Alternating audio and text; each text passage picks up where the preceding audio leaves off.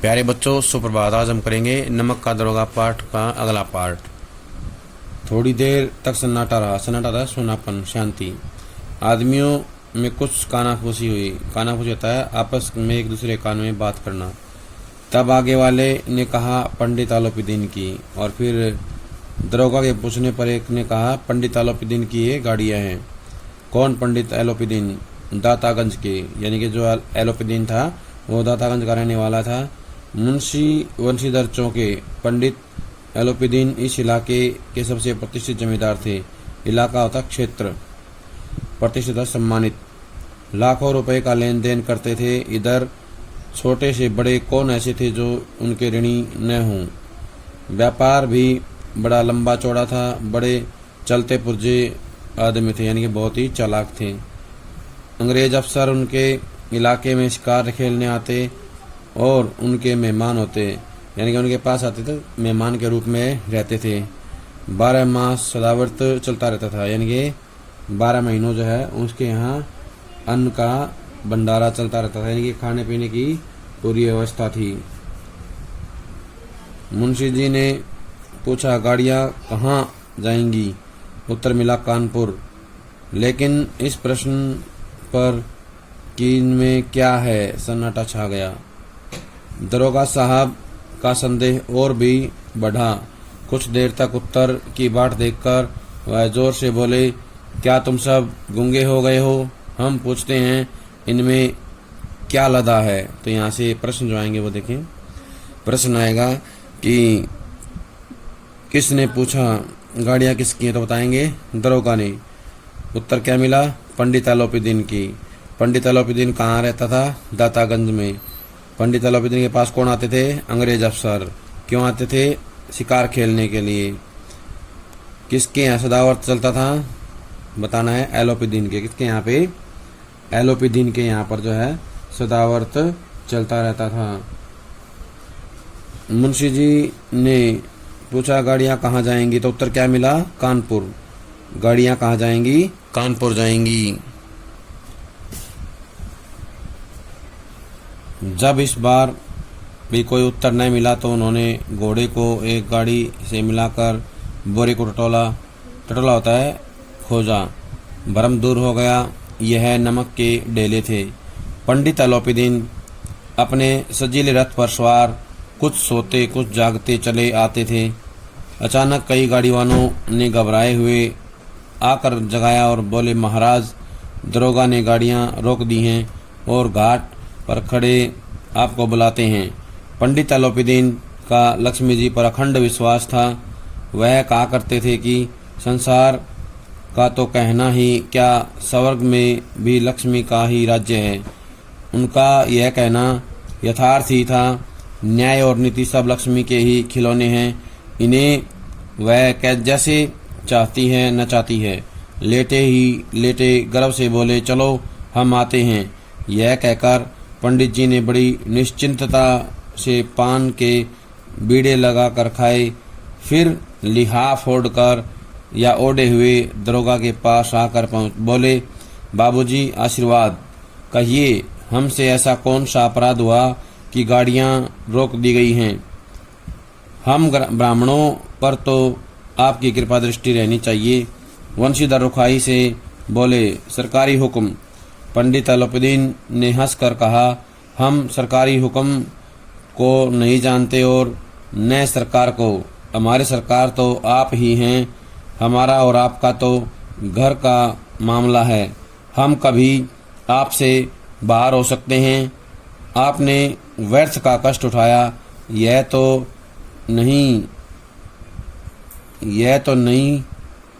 हो नहीं सकता कि इधर से जाएं और इस घाट के देवता को भेंट न चढ़ाएं। मैं तो आपकी सेवा में स्वयं ही आ रहा था। वंशीधर पर ऐश्वर्य की मोहिनी वंशी का कुछ प्रभाव न पड़ा। ईमानदारी की नई उमंग थी। उमंग होता जोश। खड़क कर बोले, हम उन नमकरामों में नहीं हैं जो कोड़ियों पर अपना ईमान बेचते फिरते हैं। आप इस समय हिरासत में हैं। आपका कायदे के अनुसार चालान होगा। बस मुझे अधिक बातों की फुर्सत नहीं है। जमादार बदलू सिंह, तुम इन्हें हिरासत में ले चलो, मैं हुक्म देता हूँ। अब यहाँ से जुड़े प्रश्न जो है देखेंगे। गूंगे कौन हो गए थे? गाड़ी वाले जो सेवक थे या गाड़ी चलाने वाले। बाट होता है इंतजार करना। क्या होता है? बाट इंतजार करना। जब उत्तर नहीं मिला तो क्या किया दरोगा ने? खुद जो है घोड़े को गाड़ी से मिलाकर बोरे को टटोला। तो क्या पाया उन्होंने? नमक। क्या पाया? बोरों में नमक पाया। पंडित एलोपीदीन कैसे आ रहे थे? सजीले रथ पर। कैसे आ रहे थे? सजीले रथ पर सवार होकर। उनकी अवस्था क्या थी? कुछ सोते थे, कुछ जागते चले आ रहे थे। कुछ सोते, कुछ जागते चले आ रहे थे। घबरा कौन गया? गाड़ीवान। कौन घबरा गए? गाड़ीवान घबरा गए। किस पर विश्वास था एलोपीदीन को? लक्ष्मी जी पर। किस पर था? एलोपीदीन को लक्ष्मी जी पर विश्वास था। सब किसके खिलौने हैं? लक्ष्मी के। किसके खिलौने हैं? न्याय और नीति सब लक्ष्मी के खिलौने हैं। गर्भ से कौन लेटा हुआ था? एलोपीदीन। कौन लेटा हुआ था? एलोपीदीन लेटा हुआ था। पान के बीड़े किसने लगाए? पंडित एलोपीदीन ने। दरोगा के पास आकर क्या कहा उन्होंने? बाबूजी आशीर्वाद। बाबूजी आशीर्वाद किसने कहा? पंडित एलोपीदीन ने दरोगा से कहा। एलोपीदीन ने हंसकर क्या कहा? हम सरकारी हुक्म को नहीं जानते। क्या कहा? हम सरकारी हुक्म को नहीं जानते। वंशीधर पर किसका असर नहीं हुआ? ऐश्वर्य की मोहिनी का। ऐश्वर्य की मोहिनी का असर नहीं हुआ। किस पर नहीं हुआ? वंशीधर पर नहीं हुआ। दरोगा ने किसको कहा हिरासत में लेने के लिए? जमादार बदलू को। किसे कहा? किसे कहा? पंडित एलोपीदीन को। जमादार बदलू को कहा कि वो पंडित एलोपीदीन को क्या करे? हिरासत में ले ले। पंडित एलोपीदीन स्तंभित हो गए। स्तंभित होता है आश्चर्यचकित या चकित हो जाना। गाड़ीवानों में हलचल मच गई। पंडित के जीवन में कदाचित यह पहला ही अवसर था कि पंडित जी को यह ऐसी कठोर बातें सुननी पड़ी। बदलू सिंह आगे बढ़ा, किंतु रोब के मारे यह साहस न हुआ कि उनका हाथ पकड़ सके। पंडित जी ने धर्म को धन का ऐसा निरादर करते हुए कभी न देखा था। विचार किया वह अभी उदंड लड़का है, माया मोह के जाल में अभी नहीं पड़ा, अलहड़ है, झिझकता है। बहुत दीन भाव से बोले, बाबू साहब ऐसा न कीजिए, हम मिट जाएंगे, इज्जत धूल में मिल जाएगी, हमारा अपमान करने से आपके हाथ क्या आएगा, हम किसी तरह आपसे बाहर थोड़े ही हैं। वंशीधर ने कठोर स्वर में कहा, हम ऐसी बातें नहीं सुनना चाहते। एलोपीदीन ने जिस सहारे को चट्टान समझ रखा था वह पैरों के नीचे से खिसकता हुआ मालूम हुआ। स्वाभिमान और धन ऐश्वर्य की को कड़ी चोट लगी, किंतु अभी तक धन की सांख्यिक शक्ति का पूरा भरोसा था। अपने मुख्तार से बोले, लाला जी 1000 के नोट बाबू साहब को भेंट करो, आप इस समय भूखे सिंह हो रहे हैं। वंशीधर ने गर्म होकर कहा, 1000 नहीं, 1,00,000 भी मुझे सच्चे मार्ग से नहीं हटा सकते। हम धर्म की इस बुद्धिहीन दृढ़ता और देवदुर्लभ त्याग पर मन बहुत झुंझलाया। अब दोनों शक्तियों में संग्राम होने लगा। धन ने उछल उछल कर आक्रमण करने शुरू किए। 1 से 5, 5 से 10, 10 से 15 और 15 से 20,000 तक नौबत पहुंची, किंतु धर्म अलौकिक वीरता के साथ बहुसंख्यक सेना के सम्मुख अकेला पर्वत की भांति अटल अविचलित खड़ा था। एलोपीदीन निराश होकर बोले, अब इससे अधिक मेरा साहस नहीं, आगे आपको अधिकार है। वंशीधर ने अपने जमादार को ललकारा। बदलू सिंह मन में दरोगा जी को गालियां देता हुआ पंडित एलोपीदीन की ओर बढ़ा। पंडित घबराकर 2-3 कदम पीछे हट गए। अब यहाँ से जुड़े हुए प्रश्न देखें। पहला प्रश्न ये आएगा कि स्तंभित कौन हो गया, तो बताना है एलोपीदीन। पंडित एलोपीदीन जो है स्तंभित हो गए। हलचल कहाँ मच गई, गाड़ी वाहनों में। कहाँ मच गई, गाड़ी वाहनों में हलचल मच गई। कठोर बातें किसको सुननी पड़ी, पंडित जी को, पंडित एलोपीदीन को। पंडित जी ने धर्म को धन का निरादर करते कभी ने देखा, तो यहाँ पे बनेगा धन का निरादर किसने नहीं देखा, पंडित जी ने। उदंड किसको कहा गया है, वंशीधर को। मोह माया के जाल में कौन नहीं फंसा है, वंशीधर। किसकी इज्जत धूल में मिल गई थी या मिल जाएगी, पंडित एलोपीदीन की। अगला है एलोपीदीन ने किसको सहारा समझ रखा था, धन को। किसको सहारा था, एलोपीदीन ने धन को जो है सहारा समझ रखा था, चट्टान के समान। चट्टान के समान मजबूत सहारा समझा हुआ था, लेकिन वो भी जो खिसकता हुआ नजर आ रहा था। किसकी शक्ति जो है देखनी बाकी थी, सांख्यिक शक्ति धन की। किसकी, धन की। धन की सांख्यिक शक्ति पर उसको पूरा भरोसा था। धन की शक्ति कैसे बढ़ी, 1000 के नोट, फिर उसके बाद में एक के बाद जो है 1 से 5, 5 से 10, 10 से 15 और 15 से 20,000 तक पहुंच गई। ये थी धन की सांख्यिक शक्ति। लेकिन ये भी जो है किसको नहीं डिगा पाई, वंशीधर को। वंशीधर को ये जो है धन की शक्ति नहीं डिगा पाई। अंत में क्या हुआ, अंत में एलोपीदीन ने जो है अपने आप को कानून के हवाले कर दिया। अत्यंत दीनता से बोले, साहब ईश्वर के लिए मुझ पर दया कीजिए, मैं 25,000 पर निपटारा करने को तैयार हूँ। असंभव बात, 30,000 पर किसी तरह भी संभव नहीं। क्या 40,000 पर भी नहीं, 40,000 नहीं, 40 लाख पर भी असंभव है। बदलू सिंह, इस आदमी को अभी हिरासत में ले लो, अब मैं एक शब्द भी नहीं सुनना चाहता। धर्म ने धन को पैरों तले कुचल डाला। एलोपीदीन ने एक हुष्ट पुष्ट मनुष्य को हथकड़ियां लिए हुए अपनी तरफ आते देखा। चारों ओर निराशा और कातर दृष्टि से देखने लगे। इसके बाद एकाएक मूर्छित होकर गिर पड़े।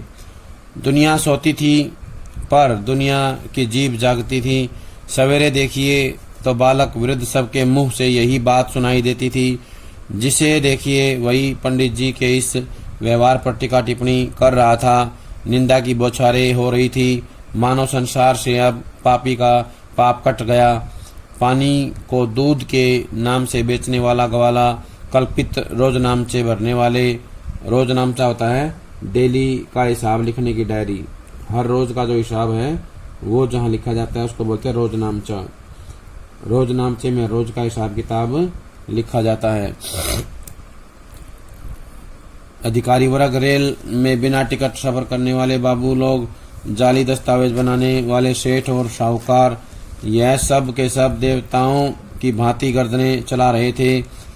अब जब दूसरे दिन पंडित एलोपीदीन अभियुक्त होकर कांस्टेबलों के साथ हाथों में हथकड़ियां, हृदय में गलानी और शौक भरे लज्जा से गर्दन झुकाए अदालत की तरफ चले तो सारे शहर में हलचल मच गई। मेलों में कदाचित आंखें इतनी व्यग्र न होती होंगी। भीड़ के मारे छत और दीवार में कोई भेद न रहा। किंतु अदालत में पहुंचने की देर थी। पंडित एलोपीदीन इस अगाध वन के सिंह थे। अधिकारी वर्ग उनके भक्त, अमले उनके सेवक, वकील, मुख्तार उनके आज्ञापालक और अर्दली, चपरासी और चौकीदार तो उनके बिना माल के गुलाम थे। उन्हें देखते ही लोग चारों तरफ से दौड़े। दौड़ना होता भागना। चारों तरफ से जो है दौड़ने लगे या दौड़े। अब यहां से जुड़े प्रश्न देखें। प्रश्न आएगा, पंडित एलोपीदीन ने कितने पैसे देने के लिए कहा, तो बताना है 25,000। और 25,000 के बाद कितने देने के लिए कहा, 30,000। 30,000 के बाद कितने कहा, 40,000। 40,000 अंत में उसने कहा था देने के लिए, लेकिन वंशीधर जो है 40,000 पर भी नहीं माने। उसने कहा 40,000 नहीं, 40 लाख पर भी असंभव है। यानी कि उसने जो है रिश्वत लेने से मना कर दिया। किसको पैरे तले को चल दिया, धर्म ने धन को। किसने, किसने किसको पैरों तले कुचला? धर्म ने धन को पैरों तले कुचल डाला। हथकड़ी देखकर क्या हुआ? एलोपीदीन मूर्छित हो गए। क्या हुआ? एलोपीदीन मूर्छित होकर गिर पड़े। दुनिया सोती थी पर दुनिया की जीभ क्या करती थी? जागती थी। क्या थी? दुनिया सोती थी पर दुनिया की जीभ जागती थी, यानी कि लोग जो है उसके बारे में भला बुरा कह रहे थे। सवेरे क्या हुआ? बालक वृद्ध सबके मुंह से यही बात सुनाई देती थी कि पंडित जी गिरफ्तार हो गए हैं। पंडित जी के व्यवहार पर टीका टिप्पणी सभी कर रहे थे, यानी कि कुछ कुछ कह रहे थे।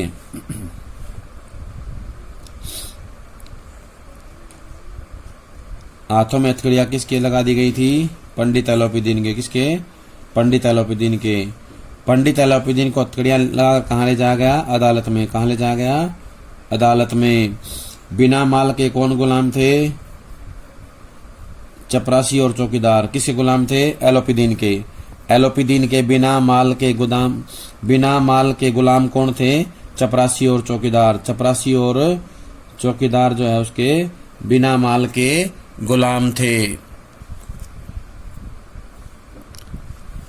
अधिकारी वर्ग उनके भक्त थे। किसके भक्त थे? एलोपीदीन के। अधिकारी वर्ग जो है एलोपीदीन के भक्त थे। अमले उनके सेवक थे। वकील मुख्तियार उनके जो है आज्ञापालक थे। वकील मुख्तियार कौन थे? आज्ञापालक थे। किसके आज्ञापालक थे? एलोपीदीन के। ये सभी जो हैं एलोपीदीन के जो है आज्ञापालक थे। जैसे वकील मुख्तियार आज्ञापालक थे एलोपीदीन के, अमले उनके सेवक थे, अधिकारी वर्ग उनके भक्त थे। इसके बाद प्रश्न आ सकता है कि भीड़ के मारे छत और दीवार पर क्या था? कोई भेद नहीं था। क्या था? भीड़ इतनी थी कि छत और दीवार का कोई अंतर पता नहीं लग रहा था। छत कहाँ है, दीवार कहाँ है, क्योंकि छतों के ऊपर और छतों के नीचे दीवारों के साथ साथ बहुत सारे लोग इकट्ठे हो गए थे। प्यारे बच्चों, ये था हमारा नमक का दरोगा पाठ का अगला पाठ। सभी इसको याद कर लें, इसको अच्छे से समझ लें, सुन लें और इसके जो प्रश्न बनते हैं उनको कॉपी में लिख लें। जब तक अगला पाठ ना आ जाए तब तक ये काम पूरा कर लें। सभी का बहुत बहुत धन्यवाद।